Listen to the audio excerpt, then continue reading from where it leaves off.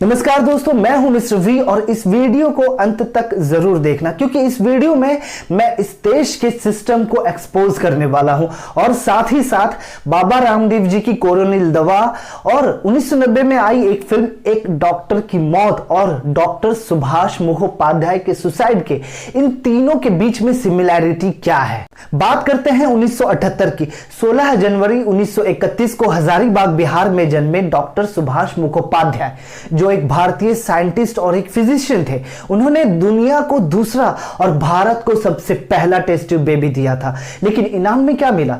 सिर्फ अपमान। बेहद कम टेक्नोलॉजी होने के बावजूद डॉक्टर मुखोपाध्याय का प्रयोग 100% सफल रहा। किसी और देश में होते तो शायद वहां की सरकार उनकी इस कामयाबी को सर आंखों पर रखती, लेकिन उन्हें मिला तो सिर्फ अपमान और बेइज्जती। डॉक्टर मुखोपाध्याय साइंटिस्ट कम्युनिटी में जाकर अपने प्रयोगों के बारे में पूरी दुनिया को बताना चाहते थे, लेकिन उस वक्त की तत्कालीन सरकार ने उन्हें वहां जाने की इजाजत नहीं दी, बल्कि पश्चिम बंगाल सरकार ने उनके दावों की जांच पड़ताल के लिए एक कमेटी बिठा दी और कमेटी में उनके दावों को बोगस करार दिया गया, उनका मजाक उड़ाया गया।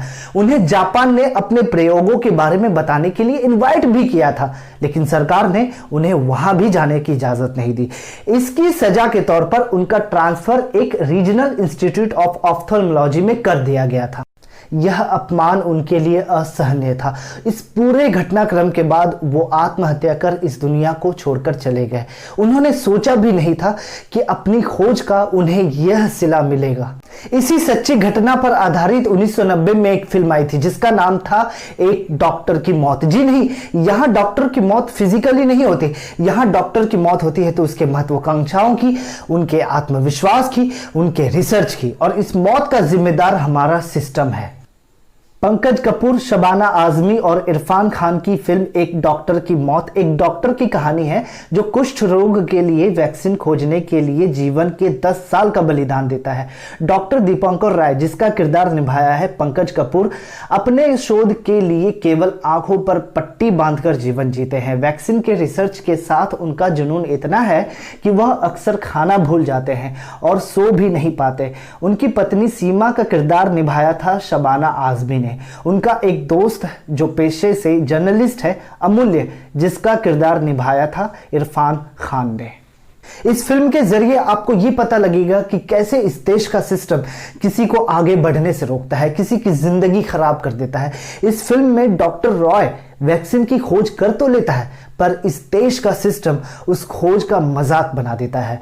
डॉक्टर रॉय अपने सिस्टम से लड़ता है, अपने खोज को साबित करने की कोशिश करता है, लेकिन कोई सुनने को तैयार नहीं होता। दोस्तों, इस फिल्म में पंकज कपूर के द्वारा एक डायलॉग बोली जाती है कि इसका मतलब आप मुझे यहीं खत्म कर देना चाहते हैं। दोस्तों, यह सीन देखकर आप लिटरली सिस्टम को गाली देने पर मजबूर हो जाएंगे। यह फिल्म आपको एक बार जरूर देखनी चाहिए। यह फिल्म आपको YouTube पर फ्री में अवेलेबल मिलेगी, एक डॉक्टर की मौत। इस फिल्म का क्लाइमेक्स आपको रुला देगी और सोचने पर मजबूर कर देगी। यह फिल्म मैंने 8-10 साल पहले देखी थी, लेकिन यह फिल्म इस वक्त देखना इंपॉर्टेंट क्यों है? क्योंकि जिस तरह से कोरोना वायरस के चलते पूरी दुनिया के साइंटिस्ट और मेडिकल रिसर्चर्स इसकी दवा और वैक्सीन की खोज में लगे हैं, वहीं हमारे देश के योग गुरु बाबा रामदेव जी ने कोरोनिल दवा बना ली है जिससे कोरोना वायरस का उपचार किया जा सकता है। लेकिन हमारे देश का सिस्टम यह मानने को तैयार नहीं है कि किसी आयुर्वेदिक दवाई से कोरोना वायरस का उपचार किया जा सकता है। देखिए, मैं ये नहीं कह रहा कि उनकी दवाइयों के दावे में कितनी सच्चाई है, लेकिन जिस व्यक्ति ने हमारे देश के 5000 साल पुराने आयुर्वेद के उपचार को जीवित रखा है, उन्हें एक मौका तो देना चाहिए। और गलत आयुर्वेदिक दवाई से आज तक कोई मरा भी नहीं है। वहीं आप गलत अंग्रेजी दवाई खा लीजिए, आपके शरीर में 100 बीमारी उत्पन्न होना तय है। इससे पहले कि किसी और देश में कोरोना वायरस के इलाज की खोज हो जाए, हमें आयुर्वेद को अपना फुल सपोर्ट देना चाहिए। लेकिन यहां भी दोष मैं सिस्टम के साथ साथ जनता को भी दूंगा, क्योंकि ये वही जनता है जब तक किसी विदेशी कंपनी का ठप्पा ना लगे ना, तब तक कि किसी चीज पे भरोसा नहीं करती। और ये वही लोग हैं जिनके नाना नानी दादा दादी कहते कहते थक गए कि बेटा नमक तेल से दांतों को धोया करो, पीलिया नहीं होगा। कोयले की राख से दांतों को मांजो तो दांतों में चमक बढ़ेगी। तब इन्होंने विश्वास नहीं किया, लेकिन तब उन्होंने अच्छे से विश्वास कर लिया जब किसी विदेशी कंपनी के टूथपेस्ट में इन नुस्खों को फॉर्मूला में जोड़कर मार्केट में उतारा गया।